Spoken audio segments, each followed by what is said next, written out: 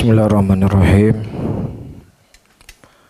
Assalamualaikum warahmatullahi wabarakatuh. Alhamdulillah. Alhamdulillah hamdan katsira thayyiban mubarakan fih. Mubarakan alaih. Kama yuhibbu rabbuna wa yarda. Wa usalli wa usallim ala nabiyina al-karim Muhammadin wa ala alihi wa ashabihi wa man tabi'ahum bi ihsanin ila yaumiddin. Saudara-saudaraku, kaum muslimin dan kaum muslimat rahimani wa rahimakumullah, pada malam hari ini kita akan membahas satu tajuk yang saya rasa cukup penting untuk mengenal lebih jauh tentang agama kita. Karena seseorang ketika mengenal agama hanya dari kulitnya saja, maka kecintaan dia kepada agama itu akan berkurang. Tapi ketika dia mengenal Islam lebih dalam, maka insya Allah dia akan siap untuk memperjuangkan apapun yang dia miliki dalam agama ini. Sebagaimana telah kita ketahui, agama Islam itu bukan hanya sekadar mengajarkan kepada kita bagaimana kita berhubungan dengan Allah, dari sholat, dari puasa, dari haji, tetapi juga Islam agama yang mengatur tentang kehidupan, bagaimana cara kita berinteraksi dengan manusia. Bahkan Islam yang Allah Subhanahu wa Ta'ala turunkan itu sebagai rahmat bukan hanya kepada orang Arab, bukan hanya kepada segelintir manusia, tetapi Islam didatangkan oleh Allah Subhanahu wa Ta'ala rahmat bagi seluruh alam semesta. Wa ma arsalnaka illa rahmatan lil alamin. Tidaklah kami mengutus engkau wahai Muhammad kecuali sebagai rahmat untuk seluruh alam semesta. Ya, dan kalau kita berbicara tokoh kemerdekaan, ya, maka Nabi kita SAW tokohnya. Kalau kita berbicara tokoh di dalam memerdekakan manusia dari penindasan, maka Nabi juga tokohnya. Kalau kita berbicara tentang siapa orang yang paling berjasa di muka bumi ini kepada kaum wanita, maka Nabi juga orangnya. Jadi setiap kita berbicara kebaikan, maka Nabi SAW berada di barisan yang paling terdepan, dan itu sebagai bentuk konsekuensi dari apa yang kita baca tadi, wa ma arsalnaka illa rahmatan lil alamin. Tidaklah kami mengutus engkau ya Muhammad kecuali sebagai rahmat bagi seluruh alam semesta. Dan muqaddimah pembukaan yang saya sebutkan ini tentunya ada keterkaitan apa yang akan kita bahas tentang tasamuh, tentang toleransi.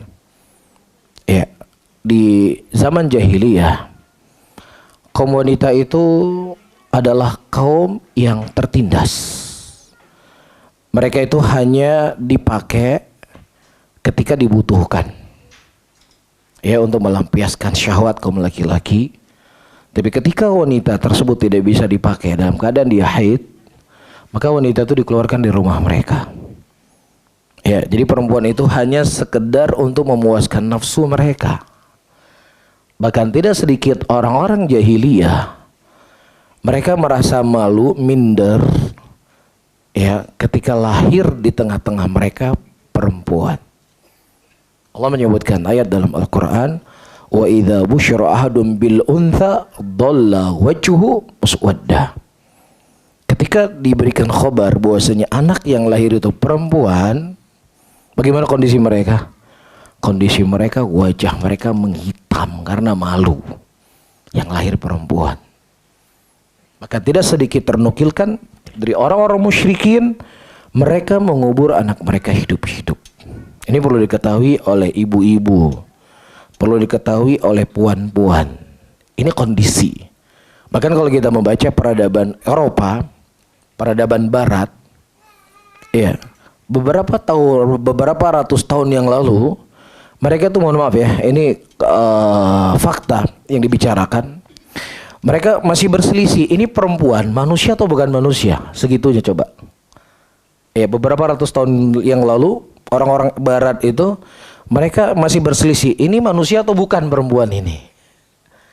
Ya, itu disebutkan oleh salah seorang ulama di Mekah, Syekh Rabi, beliau menulis sebuah kitab tentang keadaan kaum wanita dari pandangan orang-orang barat.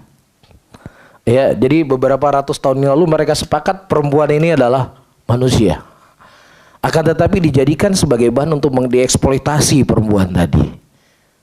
Ya, nah datang Nabi kita Muhammad sallallahu alaihi wasallam dengan syariatnya yang mulia, mengagungkan kaum wanita, memuliakan kaum wanita. Bahkan dalam banyak kondisi dan keadaan di dalam Islam itu disetarakan antara kaum laki-laki dengan kaum perempuan. Ketika ada persamaan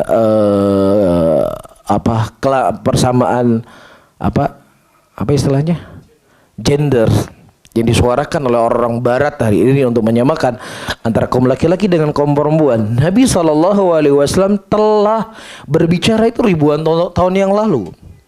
Allah menyebutkan di dalam ayatnya, man amila salihan min dzakari aw untha, barang siapa yang beramal soleh, laki-laki ataukah perempuan, maka dia mukmin.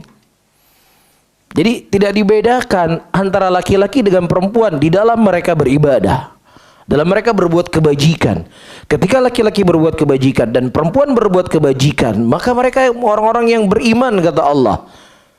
Dan mereka akan mendapatkan pahala yang sama di sisi Allah Subhanahu wa ta'ala. Namun ketika kaum wanita secara fisik dia berbeda dengan kaum laki-laki, maka disitulah dibedakan. Nah, disinilah orang-orang Barat dia tidak tahu, dia ingin menyamakan gender tadi dalam segala hal. Kebayang nggak kira-kira untuk melihat perempuan bawa semen di bahunya? Kira-kira masuk akal nggak?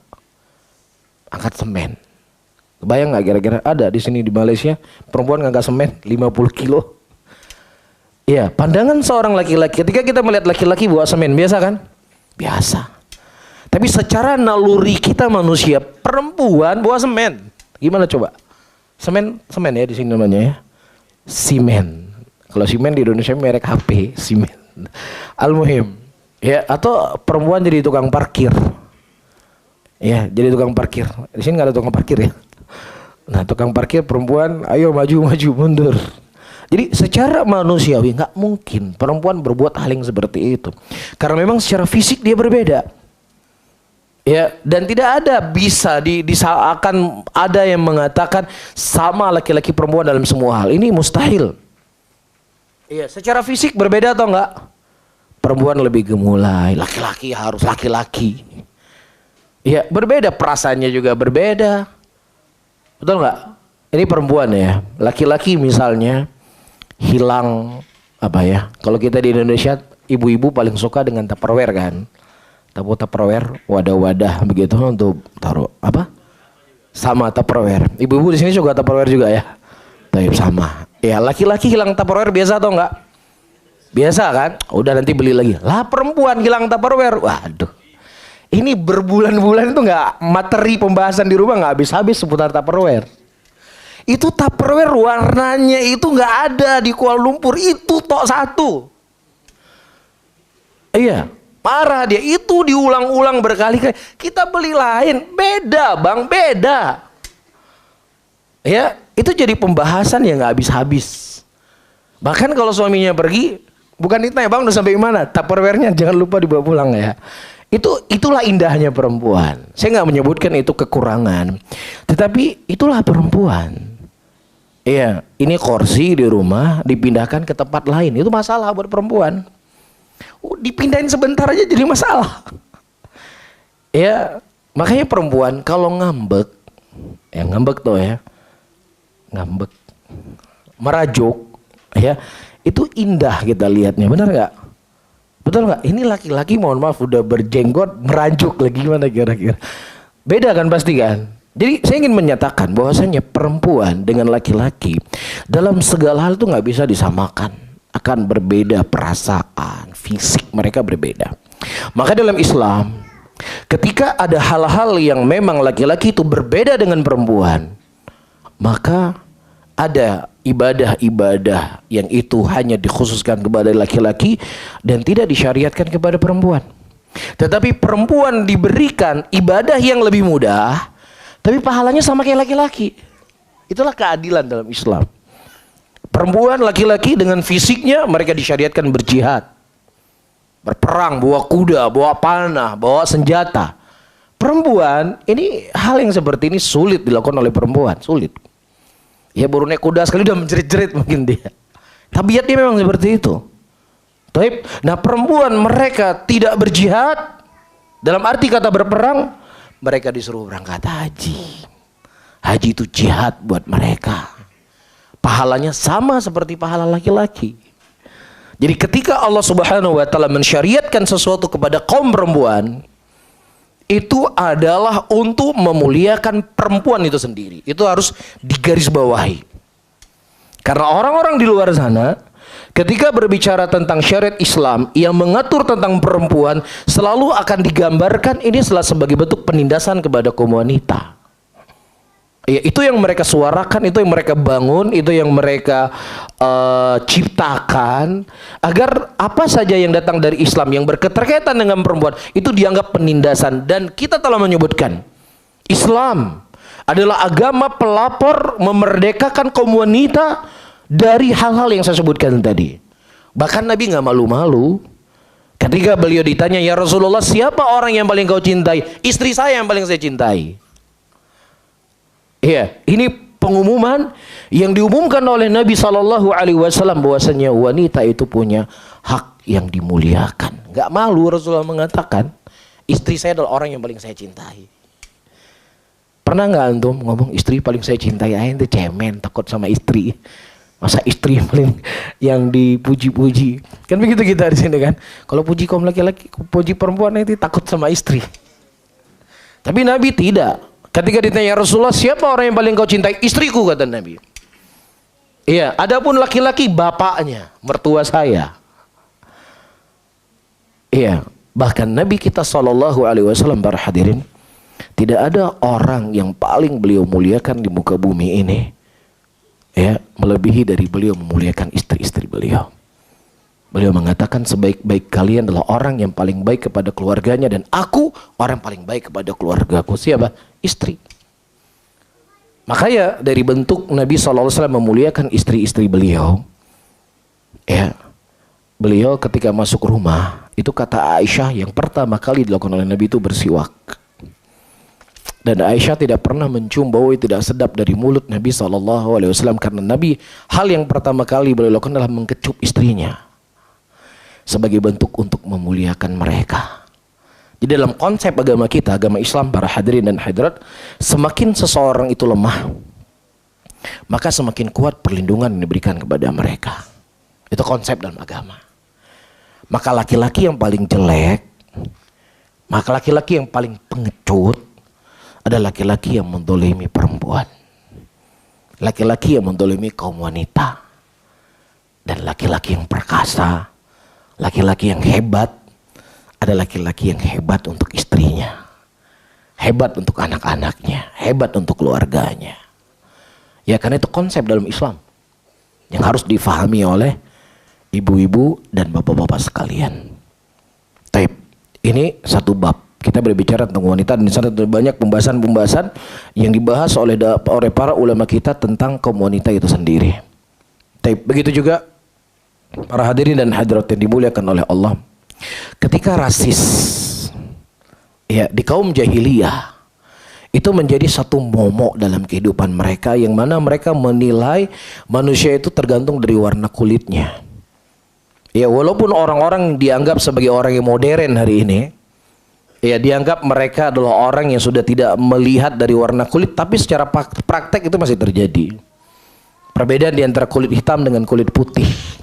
Walaupun orang-orang Amerika yang katanya paling HAM sedunia, ya, dalam kehidupan mereka hal yang seperti ini masih ada, sekat di balik itu semuanya. Nah, sebelum PBB berbicara tentang rasis, manusia tidak dilihat dari sisi warna kulitnya, Islam telah berbicara ribuan tahun yang lalu masalah ini. Rasulullah sallallahu alaihi wasallam menyebutkan dalam hadisnya, "Innallaha la yanzuru ila ajsamikum wala suwarikum, walakin yanzuru ila qulubikum wa a'malikum." Allah enggak melihat rupa-rupa kalian, Allah enggak melihat bentuk kalian, Allah enggak lihat apa warna kulitnya kamu. Semakin putih kamu, semakin tinggi kamu dalam surga, tidak. Tetapi yang dilihat oleh Allah Subhanahu wa taala orang yang paling bertakwa di antara kalian. Orang yang paling mewujudkan penghambaan dirinya kepada zat yang menciptakannya, maka dia orang yang paling mulia. Makanya Nabi SAW, para hadirin dan hadirat yang dimuliakan oleh Allah, muadzin masjidnya beliau itu kulit hitam. Muadzinnya beliau itu Bilal bin Abi Rabah, seorang budak berkulit hitam. Coba tuh bayangin. Yang namanya muadzin itu kan paling dekat dengan Rasulullah SAW. Bahkan gak tanggung-tanggung Nabi SAW berkata, aku mendengar terompahnya Bilal di dalam surganya Allah Subhanahu wa taala. Subhanallah. Ya, Islam gak memandang warna kulit Anda itu apa, tapi Islam memandang sejauh mana takwa yang ada dalam hati Anda. Maka itulah orang yang paling mulia. Disebutkan, para hadirin dan hadirat, di zamannya tabi'in ada seorang laki-laki yang bernama Atha bin Abi Rabah. Atha bin Abi Rabah inilah seorang budak, bekas budak. Ya, diceritakan dari fisik-fisik beliau, segala kekurangan fisik manusia itu ada pada beliau. Pertama, kulitnya hitam legam. Hitamnya bukan kayak hitam kayak kita. Kalau hitam kayak kita masih manis, kan gitu ya. Tapi hitamnya legam. Kalau mohon maaf lah ya, ini bukan untuk mengejek, tapi saya ingin menggambarkan. Kalau gelap itu nggak kelihatan, kecuali kalau dia ketawa, kelihatan ini manusia ini. Saking gelapnya. Satu. Yang kedua, itu rambutnya itu seperti kismis yang disusun di atas kepala. Jadi keritingnya bukan keriting kayak kita, kismis, anggur kering disusun di kepala satu-satu. Pernah lihat ya orang seperti itu, negro? Terus beliau cacat, budak, hitam, legam. Tetapi siapa yang hadir di majelis beliau? Yang hadir di majelis beliau adalah para ulama dan raja. Sampai-sampai Malik Marwan mengatakan, tidak pernah aku menghinakan diriku seperti ku menghinakan diriku kepada budak ini. Apa yang dia punya? Dia punya ilmu. Ya, dia punya iman. Yarfa'illahu alladhina amanu minkum walladzina utul ilma darajat. Ini batasan dalam agama kita. Allah Subhanahu wa taala mengangkat orang-orang yang memiliki ilmu dan memiliki ilmu dengan beberapa derajat. Ya, jadi kalau kita berbicara rasis, Islam adalah agama yang paling terdepan di dalam memerangi rasis. Islam sangat anti ya dengan warna kulit seseorang, karena itu bukan jadi timbangan, bukan jadi sorotan Allah pada diri seseorang. Yang ketiga, sebelum kita masuk kepada inti masalah kita, para hadirin, orang-orang jahiliyah di zaman itu, yang mana orang kuat menindas orang yang lemah. Orang kuat menindas orang yang lemah. Apakah dari sisi fisik ataukah dari sisi keuangan? Dari sisi keuangan, mereka punya transaksi. Yang kaya ini memberikan pinjaman kepada orang-orang miskin, orang-orang yang lemah. Ya biasanya kan orang yang berhutang itu orang yang membutuhkan, kan seperti itu. Jadi caranya apa? Ketika orang yang berhutang ini dia butuh sesuatu, maka diambil bunga dari pinjaman tadi. Kamu pinjam uang berapa? 1.000 ringgit, maka bayarnya harus 1.200 ringgit. Kalau perjanjiannya dibayar dalam waktu 5 bulan, setiap tanggal 1 dia wajib membayar, dan kemudian terlambat dia bayar, itu didenda lagi. Didenda kembali. Ada di sini seperti ini transaksinya. Ya, ini transaksinya Abu Lahab ini. Ini transaksinya Abu Jahal. Ini transaksinya orang-orang musyrikin. Allah sebutkan dalam Al-Quran, ya ayyuhalladzina amanu la ta'kulur riba adhafa mudha'afa. Hai orang-orang beriman, jangan engkau makan riba yang berlipat-lipat. Baca tafsir para ulama. Apa maksudnya riba yang berlipat-lipat? Yaitu berriba yang berlipat-lipat. Seseorang diberikan pinjaman, yang kemudian dari pinjaman tadi dia mengambil keuntungan, ketika dia terlambat bayar, didenda lagi. Jadi ibaratnya dia sudah kejepit dengan hutang, ditekan lagi. Taib, ini produknya Abu Lahab, produknya Abu Jahal, diadopsi oleh orang-orang modern hari ini. Kemudian justru kita yang dituduh. Kalau ada pengajian mengharam-haramkan riba, itu perjanjian, itu pengajian dari Arab itu. Ya, itu pengajian kadrun kalau kita di Indonesia. Kadal kudu apa? Kadal gurun. Kadrun kalau di Indonesia, saya nggak tahu di sini. Mudah-mudahan nggak ada. Ya, kita katakan, ya, ini memang datang dari Arab. Cuman Arabnya kami, Arabnya Rasulullah Sallallahu Alaihi Wasallam. Dan kalian justru mengambil, ya, kebiasaannya Arab kadrunnya Abu Lahab. Abu Lahab lah yang praktek seperti praktek yang kalian praktekkan hari ini. Adapun kami sebagai pengikut Nabi Muhammad Sallallahu Alaihi Wasallam telah diharamkan dalam Al-Quran perbuatan-perbuatan keji, perbuatan-perbuatan zalim, dan diantara bentuk perbuatan zalim adalah praktek riba itu sendiri. Allah mengatakan dalam ayatnya, wa in kana dzu usratin fanadhiratun ila maisarah. Kalau seandainya ada orang yang berhutang, dia tidak mampu membayar hutang, kata Allah apa? Berikan kepadanya kelapangan waktu sampai dia mampu membayar hutang. Itu syariat Allah. Itu syariat yang sangat agung, syariat yang sangat adil, syariat yang sangat mulia, syariat yang memperhatikan orang-orang yang lemah, memperhatikan orang-orang yang membutuhkan. Berikan kelapangan kepada mereka, bukan justru Anda tekan dia di tengah dia tidak mampu membayar hutang. Bahkan Allah Subhanahu wa taala mengatakan, kalau seandainya engkau sedekahkan, maksudnya engkau menghapus hutangnya, itu sama seperti engkau bersedekah kepada mereka, dan itu lebih baik buat kalian, kata Allah Rabbul Alamin. Apakah ada syariat yang lebih mulia daripada syariat Islam? Apakah ada syariat yang lebih agung daripada syariat Allah Rabbul Alamin? Apakah ada syariat yang lebih memperhatikan orang-orang yang lemah dibandingkan syariat yang dibawa oleh Nabi kita Muhammad sallallahu alaihi wasallam? Wallahi, itu tidak akan pernah kita dapatkan. Hanya sekedar mulut-mulut manis yang memaniskan, membungkus kezaliman, kejahilian mereka. Sementara agama Islam berlepas diri dari itu semuanya. Bahkan Nabi Muhammad sallallahu alaihi wasallam menyebutkan dalam sebuah hadis, ada seorang laki-laki yang dia tidak punya kebaikan kecuali dia punya seorang pembantu, yang mana pembantunya ini ditugaskan untuk membayar, untuk menagih hutang. Setiap dia mengirim pembantunya untuk menagih hutang, ambillah orang yang bisa membayar hutang, dan kemudian maafkanlah orang yang tidak mampu membayar hutang, mudah-mudahan Allah memaafkan saya. Itu kata dia. Kemudian ketika dia mati, dia tidak membawa apapun dari kebaikan. Kemudian Allah Subhanahu wa taala berkata kepadanya dalam Al-Qadar, Allah mengetahui apa yang dilakukan. Wahai fulan, apa kebaikan yang kau punya? Dia ceritakan, saya punya uang, saya tidak punya kebaikan kecuali hanya ini.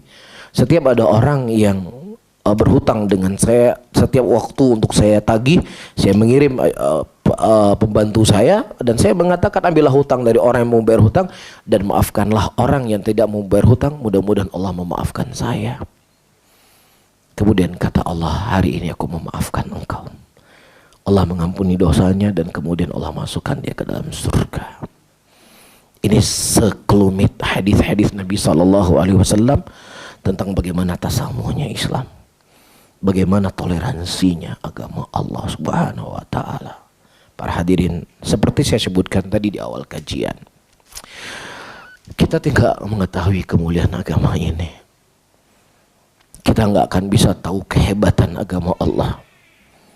Kita nggak tahu bagaimana kesucian agama yang mulia ini kalau kita tidak mengenal Islam itu dari sumbernya. Dan terlebih kita hidup di zaman yang manusia mudah untuk mengakses apa saja dari berita. Ya, di media sosialnya, di HP-nya, ya, di YouTube-nya. Maka dengan kondisi seperti ini kita butuh untuk membentengi diri kita. Kita butuh membentengi diri kita, butuh membentengi telinga kita. Karena orang kafir itu telah dikhabarkan oleh Allah dari langit ketujuh, walan tarda ankal yahudu walan nasara hatta tattabi'a millatahum. Tidak akan pernah rela orang Yahudi dan orang-orang Nasara sampai kalian semua mengikuti agama mereka. Ini khabar yang telah Allah khabarkan dari langit ketujuh. Dan itu akan berlaku sampai yaumul qiyamah. Dan juga Allah mengatakan, di dalam ayatnya, innalladzina kafaru yunfiquna amwalahum liyasuddu an sabilillah. Sesungguhnya orang-orang kafir, mereka menginfakkan harta-harta mereka. Mereka mengeluarkan sesuatu yang paling mereka cintai. Mereka hidup untuk mendapatkan dunia. Mereka hidup untuk mencari dunia. Dunia yang mereka cintai siap mereka pertaruhkan, keluarkan untuk menghalangi kita dari jalan Allah Subhanahu wa ta'ala. Ini makar besar para hadirin yang dimuliakan oleh Allah. Makar besar. Sehingga jangan sampai kita termasuk jatuh ke dalam makarnya mereka. Ya, sehingga mulailah orang berkata, orang Islam nggak usah terlalu ekstrim.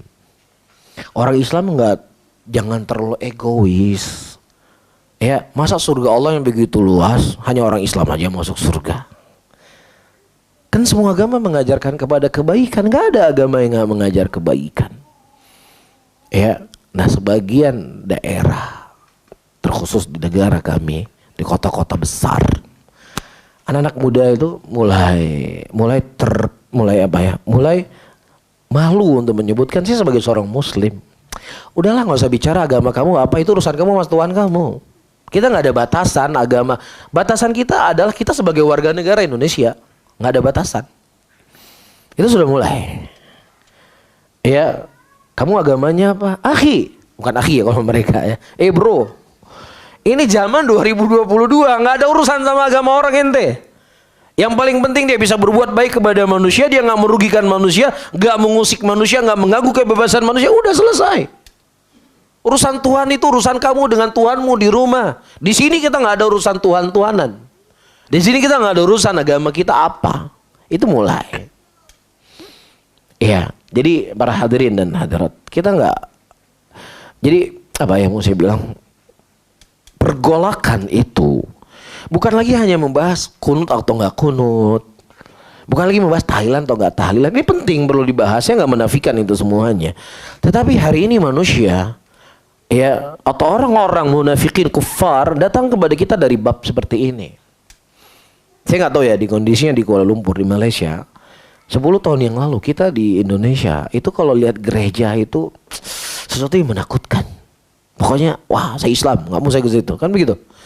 Tapi 5 tahun belakangan ini pemuda-pemudi muslimin diajak ke gereja untuk memperingati Natal. Yang ngajaknya siapa? Yang ngajaknya orang berkoyak putih. Iya, yang ngajak itu orang para kiai. Dibawalah ayat Quran, dibawa hadis-hadis Nabi SAW. Ini menambah ujian dan cobaan kepada kita. Makanya kata Syekh Muhammad bin Abdul Wahab dalam kitab Kasyfus Syubhat, ya, orang-orang yang mereka mencintai kebenaran, mencintai sunnah, mencintai tauhid, tidak akan bermanfaat kecintaan mereka kalau seandainya mereka nggak punya senjata. Apa senjata? Pedang, bukan pedang. Senjata itu adalah ilmu. Senjata itu adalah Al-Quran. Senjata itu adalah sunnah Rasulullah SAW.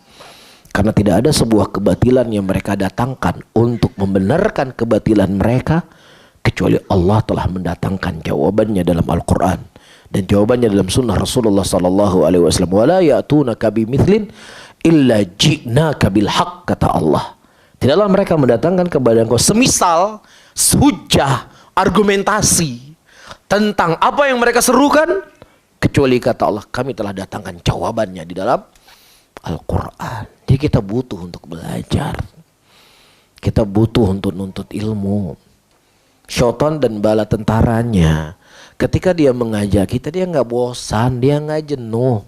Dia atur serapi mungkin. Dia punya barnamej yang aturannya itu luar biasa. Siapa yang mengkhabarkan kepada kita? Nabi SAW. Apa yang dikhabarkan oleh Nabi? Syaitan itu punya istana. Iya.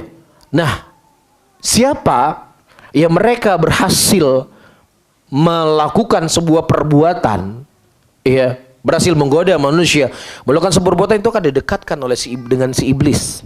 Sebutlah Nabi dalam hadisnya. Saya telah berbuat ini. Kamu belum berbuat apa-apa. Saya telah berbuat ini dan ini. Kamu belum berbuat apa-apa. Kemudian dikatakan saya telah memisahkan antara suami dan istri. Ini baru mantap. Sehingga didekatkan ya dengan iblis tadi. Jadi mereka dapat bonus. Jadi ketika dia menggoda kita, dia dapat bonus. Ya, dan mereka nggak pernah jenuh untuk menggoda anak manusia, nggak pernah jenuh, nggak pernah bosan. Disebutkan oleh Ibnul Qayyim rahimahullah, ya, marahil, tingkatan syaitan ketika mendatangi manusia. Ketika manusia tidak berbuat kesyirikan, didatangi manusia untuk berbuat bid'ah. Bid'ah nggak bisa, didatangi untuk berbuat dosa besar. Dosa besar nggak bisa, didatangi untuk berbuat dosa kecil. Nggak berhenti. Kita kadang mau ngaji, buat pengajian yang hadir 3 orang. Males lah. Buat video kajian yang like cuma 2 orang. Itu pun yang punya medianya. Malas. Nah si iblis walaupun belum ada pengikut, nggak malas, dia nggak bosan. Iya. Sampai disebutkan yang penting walaupun ente nggak buat dosa nggak masalah. Ketika dia tidak bisa mengajak manusia untuk berbuat dosa kecil, manusia disibukkan daripada perkara yang mubah dari amalan. Kalaupun nggak berhasil, manusia akan digiring oleh iblis untuk meninggalkan amalan yang lebih mulia dan disibukkan dengan amalan yang di bawahnya mulia. Ajib nggak tuh? Nggak bosan dia, nggak jenuh. Yang penting ente masuk perangkap kita, itu aja udah. Masalah ente berbuat syirik nggak berbuat syirik itu yang nomor sekian. Yang penting masuk perangkap dulu. Ini loh musuhnya kita, para hadirin dan hadirat yang dimuliakan oleh Allah. Ini musuhnya kita. Lah kalau mereka nggak pernah futur menggoda kita, kita sebentar-bentar futur. Gimana coba? Laqudanna lahum siratal mustaqim, thumma la'tiyannahum min baini aydihim wa min khalfihim wa an aymanihim wa an syama'ilihim wa la tajidu aktsaruhum syakirin. Sungguh-sungguh aku akan menyesatkan mereka semua dari jalanmu yang lurus. Aku akan mendatangi mereka samping kiri, samping kanan, depan dan belakang, dan engkau tidak akan mendapatkan kebanyakan dari mereka orang-orang yang beribadah kepada engkau. Siang dan malam dia akan mendatangi kita, nggak futur-futur, nggak bosan-bosan. Kita cepat sekali bosannya, cepat sekali jenuhnya. Betul nggak? Apalagi kajian setiap hari. Wah, udah terlalu kenyang saya sama kajian. Tiap hari kajian. Kita cepat bosan. Kita cepat jenuh dengan namanya kebaikan. Sementara iblis dia punya ambisi. Teman-teman, para hadirin ketahuilah. Ya, ambisi iblis itu tidak akan pernah berhenti sampai kita semua masuk dalam perangkapnya dia. Nabi Adam alaihissalam, Allah ciptakan beliau dengan tangan Allah. Allah perintahkan malaikat untuk sujud kepadanya. Dan iblis untuk sujud kepada Adam. Dan ketika iblis tidak mau sujud kepada Adam, kemudian Allah mengeluarkan iblis dari Adam. Mengeluarkan iblis dari surga. Apa ambisi iblis pertama kali? Ambisi iblis pertama kali, saya telah terusir dari surga dikarenakan Adam, maka Adam juga harus keluar dari surga ini. Jangan saya saja yang keluar. Berhasil nggak dia? Berhasil. Fawaswasa ilaihi syaitan. Syaitan terus memberi waswas kepada Adam. Ya Adamu hal adulluka ala syajaratil khuldi wa mulkin la yabla. Wahai Adam, maukah ku tunjukkan engkau sebuah pohon yang akan membuat engkau abadi tinggal dalam surga ini. Itu bukan sekali dia datang, berkali-kali. Sampai-sampai kata Imam Nawawi, Nabi Adam lupa kalau Allah Subhanahu wa taala melarang beliau mendekati pohon tadi karena begitu istiqomah sabar iblis mendatangi Nabi Adam alaihissalam. Dan kemudian dia punya ambisi selanjutnya. Apa ambisinya dia? dia itu pasti masuk neraka. Iblis itu pasti masuk neraka. Sehingga dia nggak pengen dia hanya saja yang masuk dalam neraka. Dia ingin kita semua juga masuk neraka. Kita nggak lebih mulia dibandingkan Nabi Adam. Nabi Adam alaihissalam berhasil dikeluarkan oleh iblis dari surganya Allah Subhanahu wa taala, tapi Nabi Adam beliau akan kembali ke dalam surga. Dan kita nggak lebih mulia dibandingkan Adam. Dan iblis punya ambisi besar untuk memasukkan kita ke dalam nerakanya Allah, iyadzan billah. Kalau seandainya kondisinya demikian para hadirin, kita mau ngaji ke berapa lama sekali? Mau sebulan sekali kita mau ngaji? 2 bulan sekali? Hah? Ini loh musuh kita begini kondisinya. Kita nggak cerita musuh-musuh yang lain. Satu musuh kita. Ya, itu sudah cukup mengerikan. Sudah cukup menakutkan. Ya, dan sudah begitu banyak kerusakan yang dibuat. Makanya para hadirin, saya ulangi kembali, kita cuma bisa berusaha, kita cuma bisa menjaga.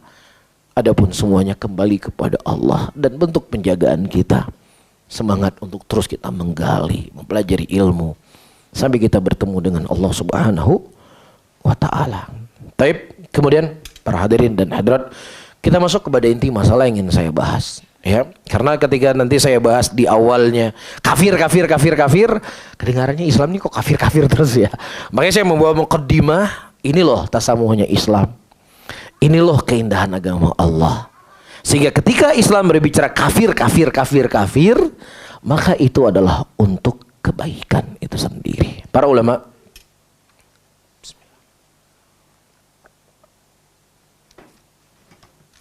ketika mereka berbicara tentang apa itu Islam, mereka berkata, al-Islam adalah al-istislam lillahi bitauhid wal inqiyadu lahu bita'ah wal bara'atu minasyirki wa ahlihi. Islam adalah ketunduk patuhan seseorang kepada Allah dengan mengikat ketaatan hanya kepadanya, berlepas diri dari kesyirikan dan pelaku kesyirikan. Jadi dalam Islam itu ada yang namanya loyalitas, ada yang namanya al-bara'ah. Kita berloyalitas dengan orang-orang yang mereka mengucapkan asyhadu an la ilaha illallah dan mengucapkan asyhadu anna Muhammad Rasulullah. Dan mereka adalah saudara kita seiman, apapun akidah mereka. Selama akidah tersebut bukan akidah yang mengeluarkan dia dari Islam, seperti akidahnya Syiah Rafidhah, seperti akidahnya Jahmiyah, seperti akidahnya Batiniyah, dari bid'ah yang mereka lakukan, bid'ah mukaffirah yang mengeluarkan mereka dari Islam. Adapun saudara-saudara kita muslimin yang mereka punya akidah yang menyimpang daripada akidah Ahlussunnah, dan tingkat penyimpangannya tersebut tidak mengeluarkan mereka dari Islam, maka fa ikhwanukum fiddin, mereka adalah saudara kalian seagama. Allah menyebutkan orang yang mengucapkan syahadu, orang yang menegakkan salat, menunaikan zakat, fa ikhwanukum fiddin. Namun konteks yang harus kita pahami, seseorang itu berlepas diri kepada orang kafir secara totalitas, tetapi berlepas diri kepada saudaranya muslimin yang kemudian dia menyimpang daripada sunnah itu sendiri sebatas sejauh mana penyimpangannya mereka, dan itu tidak bisa dipukul sama rata. Nggak boleh kita samakan orang Syiah Rafidhah yang mencela sahabat Rasulullah, yang mengkafirkan sahabat Nabi, dengan saudara-saudara kita yang tahlilan, yang mauludan. Gak bisa sama. Ya, karena dosa itu bertingkat-tingkat, sebagaimana iman itu bertingkat-tingkat. Maka bagaimana cara kita bermuamalah juga harus berbeda-beda, nggak bisa dipukul sama rata. Jadi jangan dibawa nanti ucapan para salaf dengan saya bertetangga dengan babi-babi itu lebih saya sukai daripada bertetangga dengan ahlul bidah. Ahlul bidah yang bagaimana yang mereka maksudkan? Ya, ahlul bidah, al-mukaffirah, batiniyah, Syiah Rafidhah, kemudian dibawa itu kepada orang yang mungkin berselisih dengan dia dalam masalah ijtihad. Ini kan udah terlalu jauh. Udah terlalu jauh perginya. Pikniknya terlalu jauh ini. Ya, pokoknya diboikot semua. Ada ucapan salaf, ada athar dari salaf. Pahami dulu, salaf itu berbicara dalam konteks yang bagaimana dan ahlul bidah yang bagaimana. Faham di sini? Karena Ahlussunnah mereka akan berada di tengah-tengah para hadirin. Ya, mereka tidak tafrid, mereka tidak ifrat. Ya, mereka tidaklah menganggap semua kebidaan benar semuanya. Yang penting ada dalil masing-masing, tujuannya baik, benar semuanya. Enggak demikian. Dan juga Ahlussunnah tidak apa? Tidak jumud di dalam ketika ada perselisihan. Perlu diklarifikasi dulu. Apa bentuk perselisihannya? Apakah perselisihan adalah masalah ijtihadiyah? Apakah perselisihan adalah antar sunnah dengan bid'ah? Apakah perselisihan antar kekufuran dengan keimanan?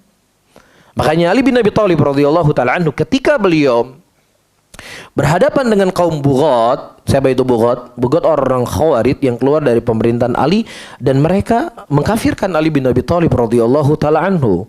Ali bin Abi Thalib ketika beliau sedang berkhutbah pada waktu itu tiba-tiba ada seorang yang dia memutus omong-omongan Ali.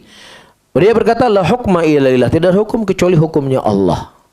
Ya, engkau Ali enggak berhukum dengan hukum Allah. Kata Ali bin Abi Thalib, kalian tidak akan kami perangi sampai kalian berperang memerangi kami, baru kami akan perangi kalian. Yang kedua, kata Ali bin Abi Thalib, kami akan memberikan harta rampasan perang kepada kalian kalau seandainya kalian ingin bergabung bersama kami memerangi orang kafir.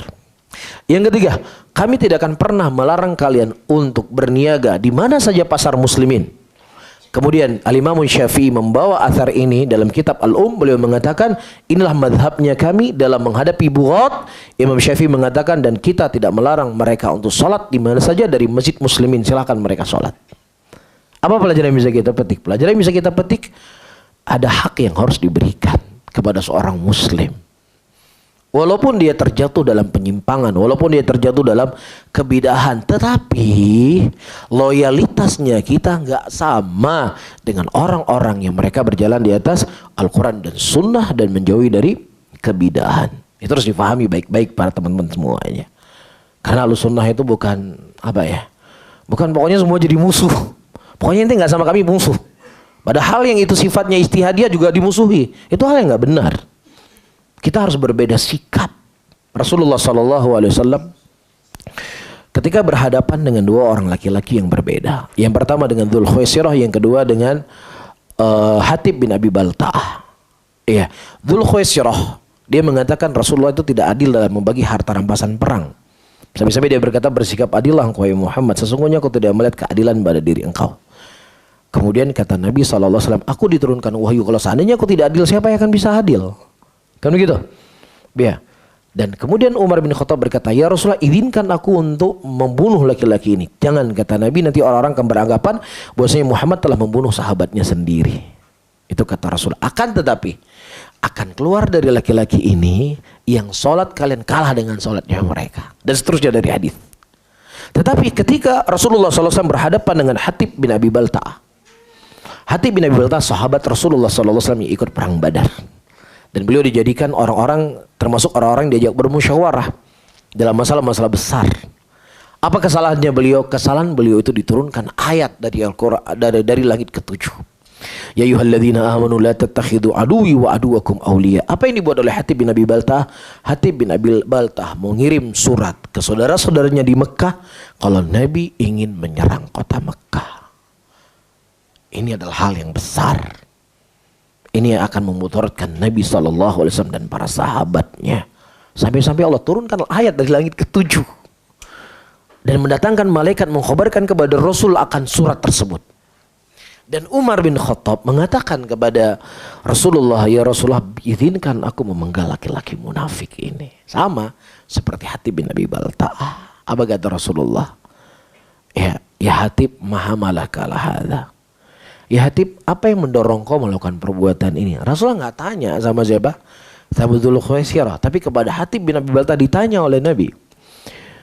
Kata Hatib bin Abi Balta'ah, saya punya saudara saya di Mekah, saya khawatir saudara saya ini dan harta saya nggak terjaga. Jadi dia melakukan itu semuanya loyalitas bukan karena kekafirannya mereka, tapi karena saudara. Salah, keliru. Tetapi keliruannya itu tidak sampai mengeluarkan beliau dari Islam. Makanya Allah mengatakan, ya ayyuhalladzina amanu. Bagaimana sikap Nabi SAW? Kata Rasulullah, tidakkah kalian mengetahui bahwasanya Allah telah mengatakan kepada orang-orang ikut perang Badar, i'malu, lakukanlah apa yang ingin kalian lakukan, sesungguhnya Allah telah mengampuni dosa kalian. Sama-sama berbuat kesalahan, sama-sama berbuat kekeliruan, tetapi sikap Nabi SAW berbeda. Ketika beliau menghadapi Hatib bin Abi Baltah dan ketika beliau menghadapi siapa? Dzul Khuwaisirah. Ini manhaj al-asil. Dari manhaj al-sunnati wal jamaah, dari manhajus salaf, mereka berjalan di atas jalan tengah, melihat sejauh mana kesalahan yang seseorang itu berbuat, sejauh itulah kita berlepas diri dari mereka. Tetapi selama bid'ahnya itu tidak bid'ah mukaffirah, maka masih ada hak seorang muslim yang harus kita jaga. Bisa difahami? Nah ini bukan fokus pembahasan kita, karena fokus pembahasan kita kepada hal yang saya sebutkan tadi, berlepas dari syirik dan pelaku kesyirikan. Oleh karena itu, para hadirin, seseorang misalnya berkata, saya seorang muslim, ya saya sholat 5 waktu, saya berpuasa di bulan Ramadan, istri saya pakai hijab, saya naik haji, saya berpuasa, tetapi mengkafir-kafirkan orang kafir, saya itu nggak mau itu saya nggak mau. Ya, itu hak dia antara Allah. Allah yang lebih tahu siapa yang paling baik. Nah, kan ini kalimat cukup mematikan ini. Allah yang lebih tahu siapa yang paling benar. Betul, Allah lebih tahu siapa yang paling benar. Betul itu. Tetapi masalahnya Allah telah menurunkan Al-Quran, Allah telah mendatangkan Nabi, yang mana Nabi itu menerangkan kepada kita mana yang benar, mana yang salah. Kecuali kalau Allah nggak datangkan Al-Quran, Allah nggak datangkan Nabi, silakan ente mengatakan, ente jangan suka nyalain orang, Allah yang lebih tahu. Betul, Allah yang lebih tahu. Cuman masalahnya sudah dikhabarkan dalam Al-Quran. Nah, wa kadzalika nufassilul ayat litastabina sabilul mujrimin, kata Allah. Demikianlah kami merinci ayat-ayat kami untuk menerangkan dan menjelaskan jalan orang-orang mujrimin. Tibyanan likulli syai'in wa huda wa rahmatan wa busyra lil muslimin. Al-Quran itu sebagai petunjuk, dia sebagai huda. Iya, dia sebagai kabar gembira kepada orang-orang yang beriman. Dan Abdullah Amr bin As radhiyallahu ta'ala anhu berkata, "Ma min nabiyyin illa yadulla ummatahu ila khairin ma yalamulah, wa ma min nabiyyin illa hadzara ummatahu min syarrin ma yalamulah." Tidak ada seorang nabi pun diutus oleh Allah kecuali dia telah menunjukkan kepada umatnya dari kebaikan apa yang telah dia ketahui. Dan tidak ada seorang nabi pun yang diutus oleh Allah kecuali telah mengingatkan jalan kejelekan. Betul, Allah yang mengetahui kebenaran, Allah yang tahu yang jelek, tetapi Allah telah jelaskan itu semuanya dalam Al-Quran. Telah dikhabarkan semua oleh Nabi SAW. Bisa difahami? Karena kalimat seperti ini cukup laku di pasaran. Udah, ente gak usah salah-salahin orang, ente jangan jadi Tuhan buat orang lain. Ya, jangan kapling surga Allah terlalu luas untuk ente kapling. Kan begitu? Sebenarnya kalimat ini semuanya untuk apa? Untuk melegalkan segala kekufuran, melegalkan segala kebatilan, melegalkan segala bentuk penyimpangan. Allah men-set akal kita itu untuk menerima perbedaan. Allah tidak set akal kita untuk menerima penyimpangan. Itu harus dibedakan. Bisa dibedakan? Perbedaan kita bisa terima. Yaitu terserah sama ente mau kafir, ya silakan ente kafir. Ya, tetapi akal kita nggak diset untuk menerima apa? Penyimpangan. Iya, apa penyimpangan? Penyimpangan seksual, LGBT atau sebagainya, ini penyimpangan. Secara akal ini nggak bisa diterima. Ya, karena ini akan memberikan kemudorotan yang sangat besar. Ya, karena memang Allah menciptakan Adam dan Hawa di muka bumi ini. Bukan Adam vs Adam. Atau Hawa vs Hawa. Antum coba bayangkan, kalau seandainya ayam itu punya penyakit LGBT, kita gak bisa makan ayam lagi ke depan. Gak bisa lagi makan telur dadar. Ya, nggak bisa makan ayam goreng kalau ayam sudah terjangkiti penyakit LGBT. Cuma penyakit LGBT hanya diderita oleh orang punya kegilaan dalam akalnya. Kebayang nggak kira-kira? Ini di Malaysia ada 5.000 ayam terjangkiti penyakit LGBT. Udah repot cari ayam nantinya. Langka ayam di muka bumi ini. Ya, harga ayam ayam goreng semakin mahal. Alhamdulillah, ayam masih dalam fitrahnya. Kan begitu. Begitu juga kambing. Antum bayangkan kalau kambing terjangkiti penyakit suka sesama jenis. nggak bisa makan sate kambing gitu. Ya lebaran nggak bisa berkurban, kambing sudah semakin langka, nggak punya syahwat kepada lawan jenis. Ya ini sebagai bentuk fitrah yang Allah berikan. Tapi kita fokus apa yang saya sebutkan tadi, para hadirin dan hadirat.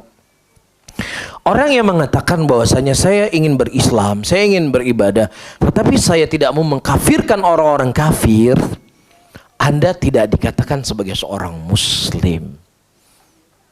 Kapan Anda dikatakan sebagai seorang muslim? Ketika Anda mengkafirkan siapa yang dikafirkan oleh Allah Subhanahu wa taala. Allah telah mengkafirkan orang-orang Yahud. Allah telah mengkafirkan orang-orang Nasara. Allah itu Maha Rahim. Allah itu Maha Bijaksana. Allah itu Maha Penyayang.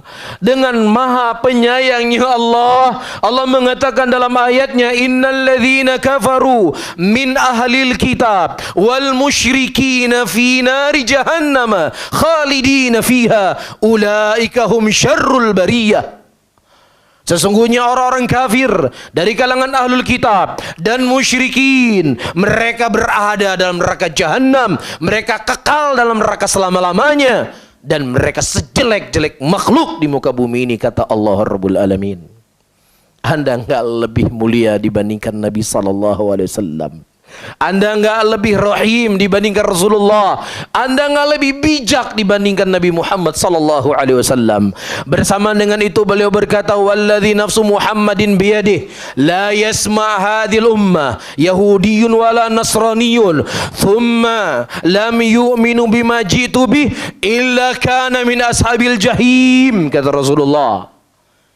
Demi jiwa Muhammad yang berada di tangannya, tidak ada satupun dari umat ini, Yahudinya dan Nasraninya, kemudian dia beriman, kemudian dia mendengar datangnya aku, dan dia tidak beriman dengan apa yang aku datang dengannya, kecuali, kata Rasulullah, dia sebagai penghuni neraka jahanam. Dan Rasulullah SAW juga menyebutkan tentang orang-orang Nasara, ulaika syiraru khalqil indallah, mereka adalah makhluk-makhluk yang paling jelek di muka bumi ini di sisi Allah Subhanahu wa taala. Anda jangan sok bijak, Anda jangan sok berkasih sayang. Manusia yang paling berkasih sayang kepada manusia Nabi SAW. Tapi beliau memvonis siapa saja yang tidak beriman kepada beliau, tidak beriman kepada Allah, kafir, musyrik, berada dalam neraka jahanam. Dan itu keyakinan kita sudah final, tidak ada perdebatan. Ya kita perlu membahas kembali, mengkaji kembali, apakah mereka kafir atau tidak kafir. Mohon maaf, itu sudah final. Kami nggak terima ya diskusi kembali tentang kekafiran mereka. Gak perlu kami diskusi kembali. Sudah cukup ayat Al-Quran, sudah cukup hadis-hadis Nabi SAW yang menyebutkan tentang keadaan mereka. Wa qalu ittakhadar rahmanu walada laqad ji'tum syai'an idda takadu as-samawati yatafattarna minhu wa tanshaqul ardu wa takhirul jibalu hadda an da'u lirrahmani walada. Dan ketika mereka mengatakan bahwasanya Allah punya anak, kata Allah, sungguh sangat jelek apa yang keluar dari mulut-mulut kalian. Hampir-hampir langit itu runtuh, kata Allah. Hampir-hampir gunung itu hancur dan laut itu terbelah ketika mereka mengatakan Allah punya anak. Ini keyakinan kita yang nggak boleh warna-warni dalam masalah seperti ini. Nggak boleh warna-warni. Final, tutup telinga. Siapapun mereka, sehebat apapun dia berbicara, ketika mulai membuka, muslimin harus membuka kembali diskusi. Apakah mereka kafir ataukah tidak kafir? Mohon maaf, silahkan Anda pergi dengan orang-orang yang ragu bersama Anda. Kami sebagai seorang muslim, ini sudah final. Siapa yang tidak beriman kepada Allah, tidak beriman kepada Rasulullah SAW, sebaik apapun dia, tetap dia kafir, tetap dia musyrik. Anda ingin mengatakan kami ekstrim, silahkan. Kalian mengatakan kami radikal, silahkan. Kalian mengatakan kami kadrun, silahkan. Karena yang memiliki surga bukan kalian, yang memiliki neraka bukan kalian. Hidup cuma sesaat, hidup cuma sebentar. Buat apa kita mencari keridhaan manusia yang dia tidak bisa membantu dan menolong kita? kita mati sendiri. Dikubur kita akan ditanya oleh malaikat, menjawab sendiri. Begitu juga ketika kita dibangkitkan oleh Allah kelak di yaumul qiyamah, kita juga ditanya sendiri oleh Allah Subhanahu wa taala. Gak ada urusan kita dengan manusia. Urusan kita dengan Zat yang menciptakan kita. Manusia mau menerima, alhamdulillah. Kalau manusia tidak mau menerima, tidak akan memudaratkan kita, justru mereka sendiri akan memberikan mudarat untuk diri mereka sendiri. Para hadirin, ajakan-ajakan sebagian manusia hari ini sebenarnya itu sudah pernah diajak Rasulullah oleh Abu Lahab dan Abu Jahal. Udahlah, kita harus bertoleransi. Apa maksudnya toleransinya mereka? Ya toleransi untuk membenarkan semua agama. Ini sesuatu yang gak logis, sesuatu yang gak masuk akal. Mereka kan suka, sesuatu itu kan harus logis ya, sesuatu harus masuk akal. Di antara hal yang paling gak masuk akal di muka bumi ini adalah ingin menyatakan semua agama sama. Gak mungkin. Kenapa saya gak mengatakan gak mungkin? Pertama, kita meyakini bahwasanya Nabi Isa alaihissalam sebagai nabinya Allah, rasulnya Allah, hambanya Allah.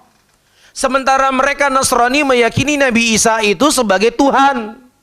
Kalau mereka mengatakan Nabi Isa sebagai anaknya Allah, sebagai hambanya Allah, sebagai nabinya Allah, bukan sebagai anaknya Allah, itu merusak keyakinan mereka atau tidak? Sebagai seorang Nasrani, rusak keyakinan mereka. Kita sebagai seorang muslim mengatakan Nabi Isa sebagai anaknya Allah, merusak agama kita atau tidak? Merusak agama kita. Jadi gimana mau dikumpul kira-kira coba? Apa yang mau dikumpulin? Apa yang mau disamakan? Gak mungkin sama. Kalau kita ikut keyakinan mereka, berarti kita sudah lepas dari Islam, kita beragama dengan agama mereka.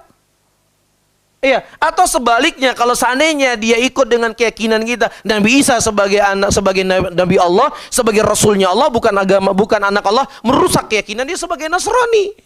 Jadi justrulah ajakan ente itu adalah ajakan untuk menghancurkan agama.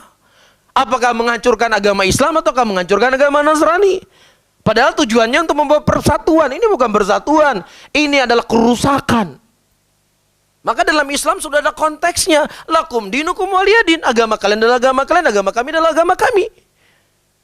Iya, keyakinan kalian, keyakinan kalian, keyakinan kami adalah keyakinan kami. Gak mungkin sama.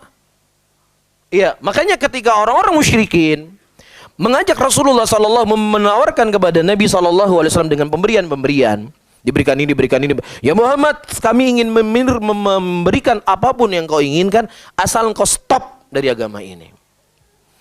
Dan itu nggak mungkin dilakukan oleh Nabi SAW. Akhirnya, ya orang-orang yang sok bijak ini udahlah gini aja lah. Supaya kita nggak ribut-ribut, supaya kita lebih fokus membangun Mekah, supaya lebih maju dan semisalnya. Jadi begini saja. Ya tahun ini kita menyembah Tuhan kami, tahun depan kita menyembah Tuhan kamu. Hah? Bijak nggak kira-kira? Dalam tanda petik, bijak kan? Ini kan lebih menjaga, lebih... Pokoknya modern lah pemikirannya, nggak saling nyala-nyalahin, nggak saling singgung-menyinggung. Pokoknya kita sama-sama lah. Ya kita membangun negara kita supaya lebih maju. Adapun agama udahlah nggak usah dibahas-bahas. Ya pokoknya kita bertoleransi. Ya, nah itulah yang diajak oleh Abu Lahab.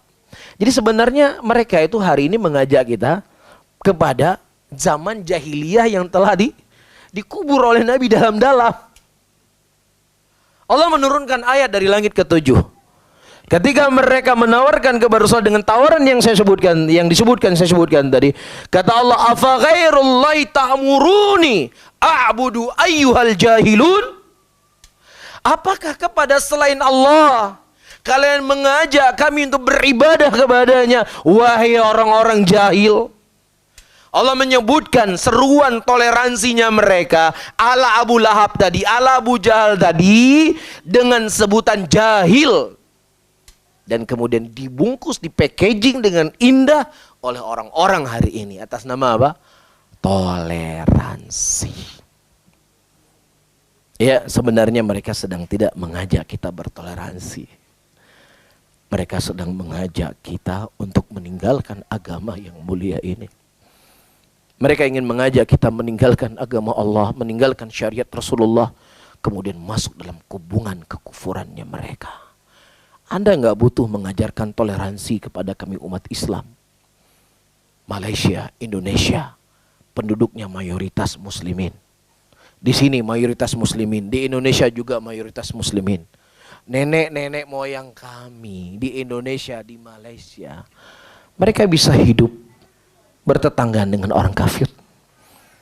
Mereka bertetangga dengan orang Hindu, bertetangga dengan orang Buddha, bertetangga dengan Kristen. Ya, nggak ada dalam sejarah ketika kita masih sekolah dulu, ada orang yang kafir, orang Kristen atau orang apa yang sekolah sekelas sama kita panggil, "Hei kafir," ada nggak? Nggak ada. Kita panggil nama dia, kita berteman dengan dia, kita berbuat baik dengan dia. Cuman ketika urusan agama ente, itu urusan agama ente, ini urusan agama saya. Jadi nggak perlu ente ngajarkan kepada kami gimana cara bertoleransi. Ente yang perlu belajar gimana bertoleransi. Potong hewan aja ente belum becus. Ya, dipotong sapi, dipotong kambing, itu dari kakinya diputar-putar, digiling-giling sampai mati. Atau ditusuk dari duburnya sampai ke mulutnya. Ya, atau tekan dipukul-pukul kepalanya berjam-jam baru mati. Ente mau mengajarkan kami orang Islam bagaimana cara bertoleransi? Ente mengajarkan kami orang Islam bagaimana cara mengatur hak? Nabi kami telah mengajarkan kepada kami ribuan tahun yang lalu. Idza qataltum fasinu qitlah wa idza dzabhtum fasinu dzibah wal yuhidda ahadakum syafrata wal yurid dzabihata. Sesungguhnya dalam agama ini Allah telah mencatat segala sesuatunya. Apabila kalian bunuh, bunuhlah dengan cara yang baik. Apabila kalian sembelih, sembelihlah dengan cara yang baik. Dan tajamkan pisau-pisau kalian agar hewan yang kalian sembelih itu bisa mati dalam keadaan tenang. Dalam Islam haram hukumnya menyembelih hewan dengan tulang belulang. Haram hukumnya menyembelih hewan dengan benda yang tumpul, karena itu menyakiti hewan tadi. Jangan sok hebat Anda ingin mengajarkan kami umat Islam. Dalam agama kami semuanya telah diatur. Hewan pun diatur bagaimana cara kami berbuat baik kepada mereka. Bahkan kepada jin yang tidak terlihat telah diajarkan oleh Nabi kami ribuan tahun yang lalu. Rasulullah SAW mengatakan, la tastanjul bil rath wal idham fa innahu zada ikhwanukum minal jin. Jangan kau cebok dengan tulang belulang, karena itu merupakan makanan saudara kalian dari jin. Makhluk yang gak lihat diajarkan dalam Islam. Kemudian nanti mengajarkan kepada kami gimana bertoleransi, ente salah alamat. Salah apa? Salah alamat. Umat Islam mengerti benar bagaimana cara mereka bertoleransi. Buktinya dalam sejarah Malaysia dikuasai oleh umat Islam. Ya, orang-orang selain Islam hidup damai di sini. Bahkan mereka lebih makmur kadang dari kita. Begitu juga di Indonesia. Dan lihat sejarah Spanyol. Ketika perang salib, orang-orang kafir berhasil menguasai Spanyol. Hanya ada dua pilihan. Pilihan mati atau pilihan murtad dari agama Islam. Itu sejarah, nggak bisa kalian pungkiri. Bagaimana pembantaian demi pembantaian dilakukan oleh orang kafir kepada umat Islam di Spanyol pada waktu itu. Ya, dan sementara di negeri-negeri muslimin, orang kafir masih bisa hidup tenang di sini. Ya, jadi para hadirin, kalau kita ingin berbicara tentang toleransi, maka Islam mengatur dengan sedetail-detailnya. Walaupun umat Islam seperti yang saya sebutkan tadi, mereka nggak ngerti secara detail-detailnya, tapi itu sudah berjalan begitu baik. Ya, bagaimana umat Islam bertoleransi? Allah menyebutkan ayat di dalam Al-Quran, la yanhakumullahu anil ladzina lam yuqatilukum fid din wa lam yukhrijukum min diyarikum an tabarruhum wa tuqsitu ilaihim, kata Allah. Allah nggak pernah melarang kalian untuk berbuat baik, berbuat adil kepada orang-orang yang mereka tidak memerangi kalian dan tidak mengusir kalian dari tempat-tempat kalian, dan silakan kau berbuat adil kepada mereka, kata Allah. Ya, makanya ada kategori orang kafir di dalam agama kita. Ada disebut kafir harbi, ada disebut kafir dhimmi, dan kafir muahad. Kafir harbi adalah kafir yang mereka memerangi umat Islam, menguasai negeri kita dan mengusir kita dari negeri kita. Maka umat Islam semaksimal mungkin dia harus membela dirinya, membela agamanya, membela hartanya untuk mengusir penjajah itu dari negeri mereka. Adapun orang kafir yang mereka tidak memerangi kita, orang kafir yang mereka tidak mengusir kita dari negeri-negeri kita, dan mereka hidup di sini di bawah di bawah perlindungan pemerintahan muslimin, maka kita tidak boleh mengusik mereka. Kita tidak boleh mengganggu mereka. Kita tidak boleh apalagi membunuh mereka. Rasulullah mengatakan siapa yang membunuh orang kafir muahad, dia tidak akan pernah mencium bau surga. Sementara kalian datang ke negeri muslimin, membantai saudara-saudara kami muslimin, memperkosa wanita-wanita muslimin, kalian meyatimkan anak-anak muslimin. 1 juta manusia telah kalian bantai. 1 juta lebih manusia telah kalian bunuh. Kemudian tanpa malu kalian mengajak manusia untuk bertoleransi. Inilah orang yang punya malu. Sementara mana negeri muslimin yang membantai orang kafir mana? Ketika Umar bin Khattab menguasai Quds, ketika orang-orang muslimin menguasai negeri-negeri kafir, tidak ada yang dibunuh kecuali orang-orang yang mereka melawan dan memerangi muslimin. Tetapi mereka hanya dituntut untuk membayar jizyah. Itu pun bukan setiap saat dibayar jizyah. Ada batasan-batasannya, ada jumlah-jumlah dari berapa uang yang mereka miliki, yang tujuannya supaya mereka bisa masuk ke dalam Islam. Bisa difahami para hadirin. Oleh karena itu, karena waktu kita sempit, kalau kita membaca pembahasan para ulama, bagaimana cara kita boleh bertoleransi dengan mereka, di antaranya kita berbuat baik kepada ibu dan bapak, walaupun ibu bapak kita kafir. Ibu kita kafir, bapak kita kafir. Kita punya hubungan nasab dengan dia. Dan semua ayat-ayat Quran yang Allah mengatakan wa qada rabbuka alla ta'budu illa iyyahu wa bil walidaini ihsana. Dan Allah telah mewajibkan kepada kalian untuk beribadah hanya kepadanya, dan kepada kedua orang tua kalian hendaknya kalian berbuat baik. Itu berlaku kepada orang tua kita walaupun mereka kafir. Rasulullah Allah mengatakan wala taqul lahuma uff. Jangan kau mengatakan kepada kedua orang tuamu walaupun itu berlaku orang tua kita kafir. Sehingga berbuat baik kepada kedua orang tua karena dia adalah orang tua kita. Kalau seandainya dia seorang muslim, maka ada 2 hak di sini. Pertama, hak dia sebagai orang tua kita, hak kedua dia sebagai seorang muslim. Tapi kalau seandainya dia kafir, maka hak orang tua itu tetap terjaga. Kita nggak boleh menyakiti hati mereka. Itu dipraktekkan oleh para sahabat Nabi SAW. Mereka punya orang tua yang kafir. Mus'ab bin Umair radhiyallahu ta'ala anhu, yang ibunya sangat mencintai dia. Dan dia juga sangat mencintai ibunya. Kemudian dia masuk Islam. Singkat cerita, beliau masuk Islam. Dan kemudian ibunya marah besar ketika mengetahui Mus'ab bin Umair masuk Islam. Akhirnya ibunya menarik semua fasilitas-fasilitas yang diberikan kepada Mus'ab bin Umair. Jadi kalau zaman itu Mus'ab bin Umair barangnya semua branded. Zaman itu sendalnya aja itu diimpor dari luar. Sendalnya itu diimpor dari luar. Kalau beliau pakai minyak wangi, beliau pergi, itu bekas minyak wanginya masih kecium. Kira-kira kalau zaman sekarang minyak wanginya apa?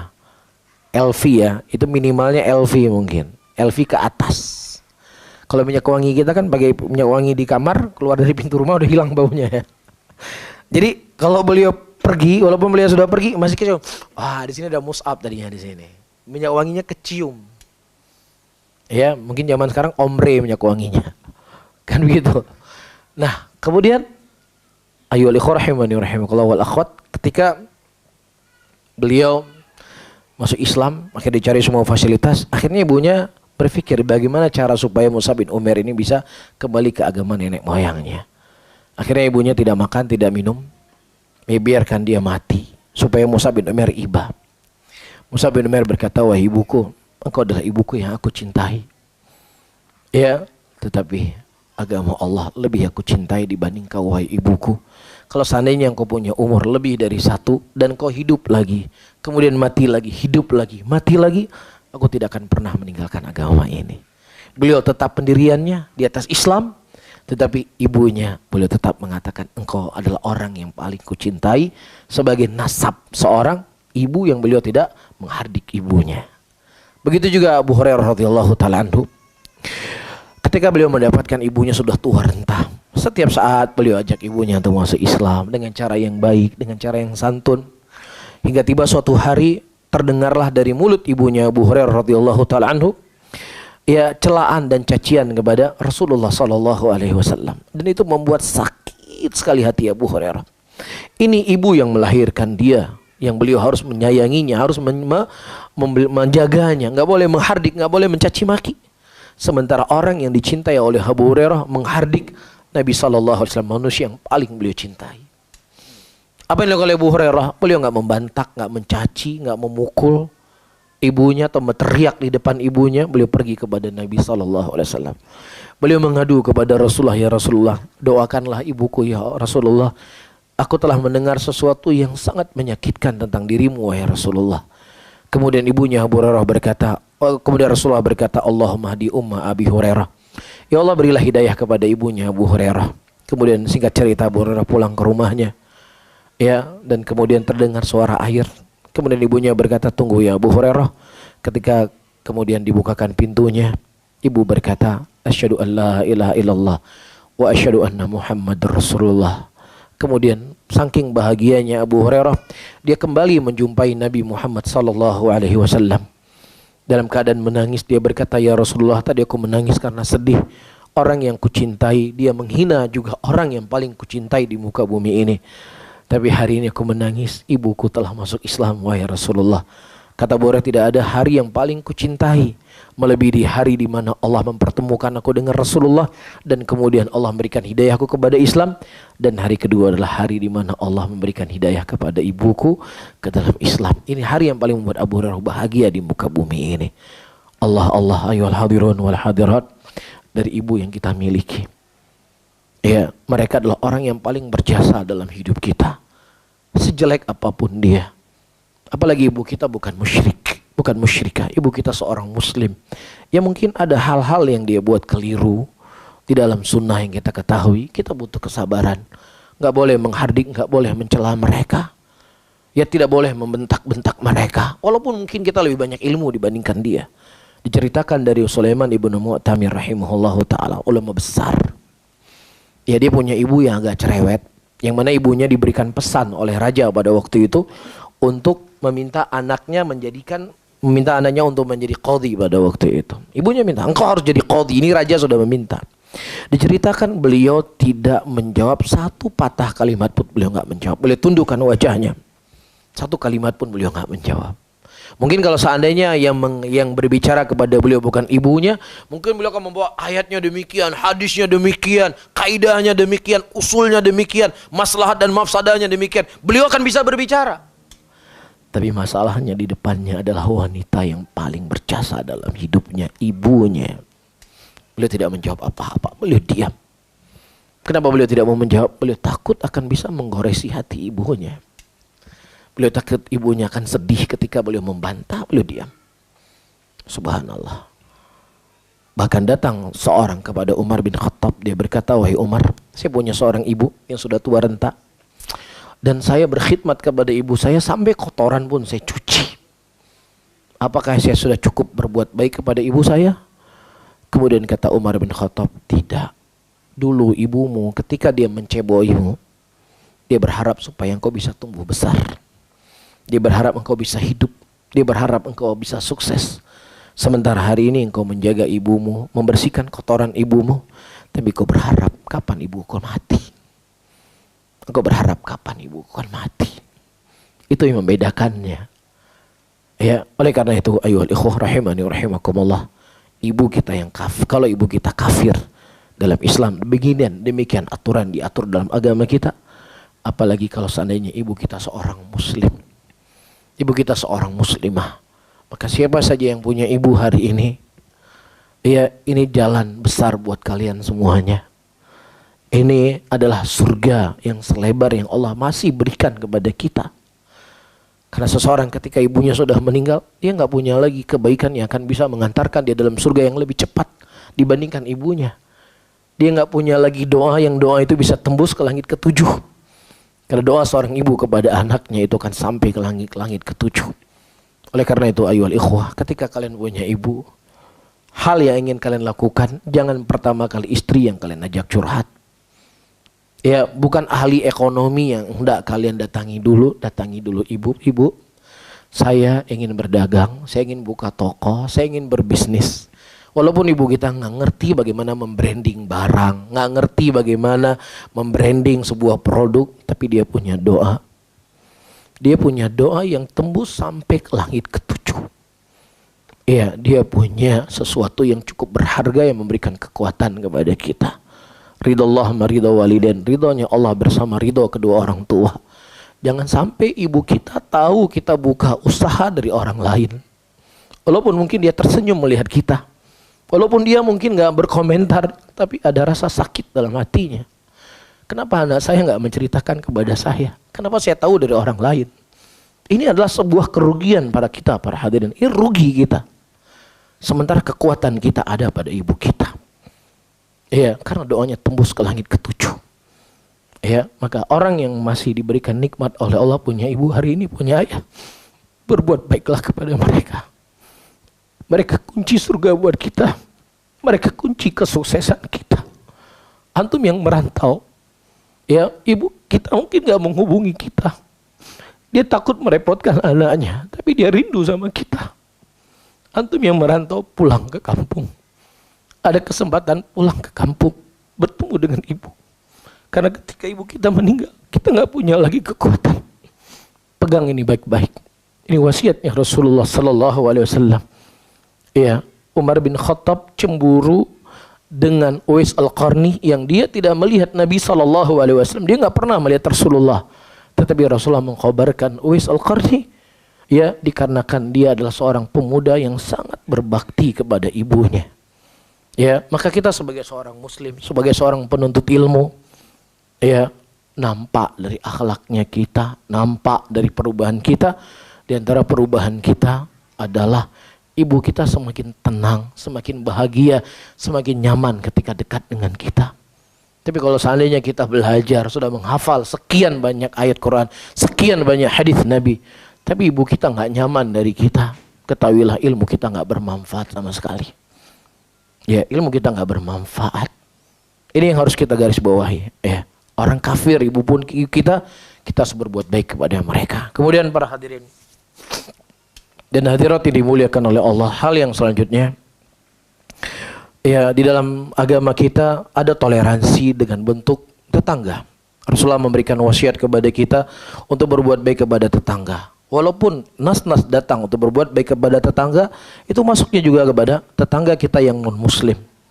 Ya, Rasulullah mengatakan memperbanyak kuah, itu juga masuk kepada dalamnya apa? Orang-orang kafir. Kita tetap memperbanyak kuah, berbuat baik kepada mereka. Mudah-mudahan dengan kita berbuat baik kepada mereka bisa membuat mereka tertarik dengan Islam, dan kemudian mereka bisa selamat dari nerakanya Allah dengan mengucapkan 2 kalimat syahadat. Begitu juga, ya, berbuat adil, berbuat ihsan. Tidak boleh mendolimi mereka. Wah, ini orang kafir. Kalau saya hutang sama dia, udah urusan sama dia orang kafir, ngapain saya bayar-bayar? Oh, nggak benar seperti itu. Nggak dibolehkan. Harta kafir harbi yang itu halal buat kita. Adapun harta orang kafir yang tidak harbi itu tidak halal buat kita. Baik. Dan hal-hal yang lainnya para hadirin dan hadirat yang disebutkan dalam agama kita, dan tentunya, ya, di sana banyak permasalahan-permasalahan yang dibahas oleh para ulama kita tentang bagaimana cara kita bermuamalah dengan mereka. Karena waktu yang terbatas, ya, mungkin saya cukup memberikan isyarat-isyarat akan keindahan agama Allah, keindahan agama Islam, sehingga, ya, di antara hal yang harus kita sering berdoa kepada Allah agar Allah mengokohkan kita di atas agama yang mulia ini, kokohkan kita di atas Islam, kokohkan kita di atas sunnah Rasulullah, dan tentunya dengan cara kita terus menggali, mempelajari Al-Quran, mempelajari akidah, mempelajari tauhid, mempelajari usul-usul agama, mempelajari apa yang telah diwariskan oleh para ulama kita dalam buku-buku mereka, yang mudah-mudahan dengannya Allah Subhanahu wa taala akan memberikan keistiqomahan kepada kita sampai kita bertemu dengan Allah Subhanahu wa taala. Wallahu a'lam bishawab. Mungkin ini yang bisa saya sampaikan. Mudah-mudahan bermanfaat untuk saya sendiri, dan ada 7 menit karena waktu yang diberikan sampai jam 11. Jam 11 ya. Baik, mungkin ada 7 menit. Ada sesuatu yang mau disampaikan atau ditanyakan, tentunya sebatas kemampuan yang saya ketahui, dan saya tidak dibebani oleh Allah apa yang saya tidak ketahui. Wallahu a'lam bishawab.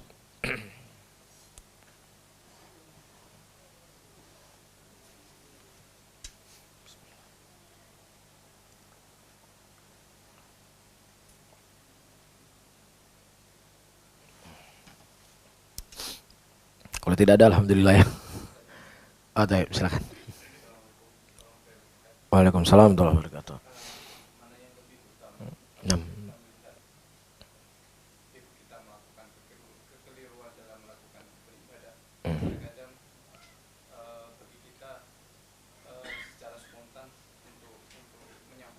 Ya. Ya. Ya.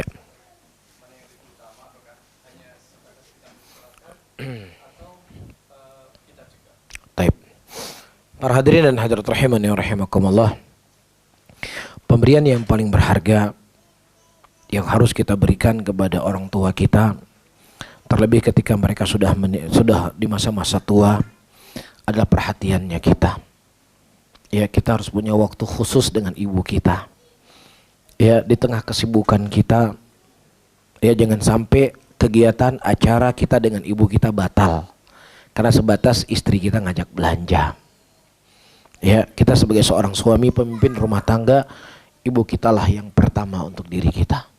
Ya, tanpa mendolimi istri yang kita miliki. Ya, nah di antara bentuk pemberian perhatian adalah kita mengenalkan dia dengan Islam. Kita kenalkan dengan sunnah Rasulullah SAW, karena itulah pemberian yang paling berharga, lebih berharga dari apa yang kita berikan dari dunia dan seisinya kepada mereka. Nah, bagaimana caranya? Itulah kita harus mencari taktik.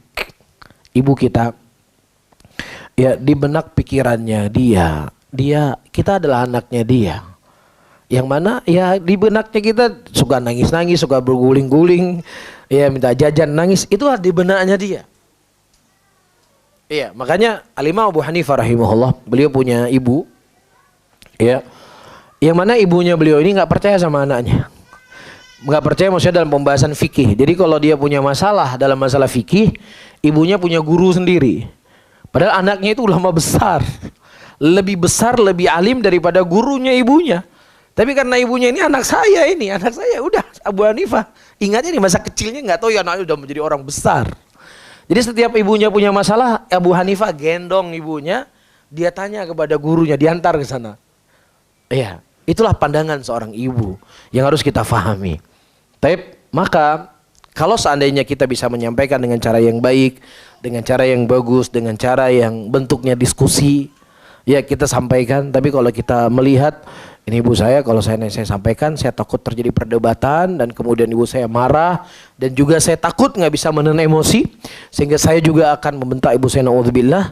Maka mungkin kita butuh dulu dengan akhlak yang baik. Yang biasanya mungkin nggak pernah mijit-mijit ibunya, coba dipijit ibunya.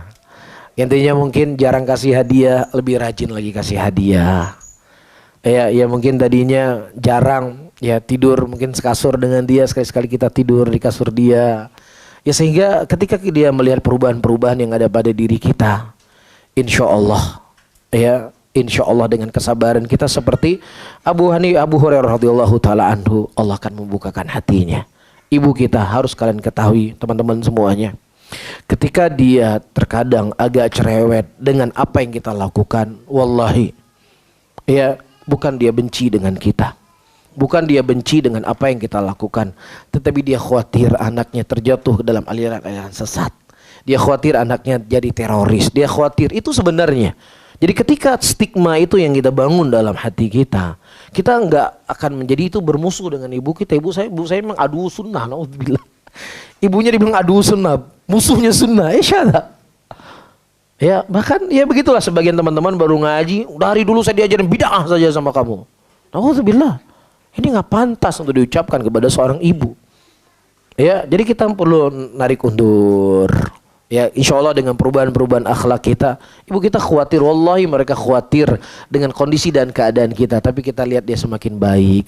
Dia takut anaknya itu semakin aneh. Dia takut anaknya tiba-tiba nggak mau kerja lagi, menjadi pengangguran nanti ke masjid setiap hari. Itu yang dikhawatirkan. Ya, itu yang dia takut. Ini anak saya sudah kerja bagus-bagus, udah gaji bagus, takutnya kenal ikut kayak gini udah nggak mau kerja lagi dia. Itu takut dia, itu khawatir mereka. Ya. Jadi jangan dikesankan kalau mereka benci dengan apa yang kita pelajari, tetapi mereka khawatir. Nah, kekhawatiran itulah perlu kita buktikan. Ya, mana kita lebih perhatian kepada dia dan lain sebagainya, insya Allah akan tiba suatu saat dia akan bertanya sama antum, "Nak, kamu ngaji di mana, Nak?" ibu punya masalah, apa ya jawabannya? Insya Allah dengan kesabaran kita, dia akan bertanya dengan hal yang apa yang saya sebutkan tadi. Tapi kalau kita udah kenal ngaji, ya jenggotnya sudah semakin tebal, istrinya kita udah berubah pakaian, kita udah jarang komunikasi sama ibu, kita sudah jarang ke rumah dia, kita jarang teleponan, ya akhirnya akan muncul kecurigaannya dia, ini kenapa anak saya? Ya ini jangan-jangan pengajian ingin menjauhkan saya dengan anak saya. Ya, jadi bukan ibu kita yang benci dengan sunnah, tapi kitanya yang terkadang perlu, yang tidak bisa bersikap dengan bijak. Ya, sambil didoain, ya sambil kita berakhlak dengan akhlak yang baik, insya Allah kita akan melihat perubahan, ya dari ibu kita atau dari ayah kita. Wallahu alam bisawab. Ada yang lain? Kalau tidak ada, mungkin saya tutup kajian di malam hari ini. Jazakallah khairan kepada panitia yang telah memberikan kesempatan kepada saya untuk menyampaikan kajian di malam hari ini. Mudah-mudahan apa yang mereka lakukan yang mendapatkan kemuliaan dan keutamaan yang dikhabarkan oleh Nabi, man dalla ala khairin falahu ajru fa'ilih.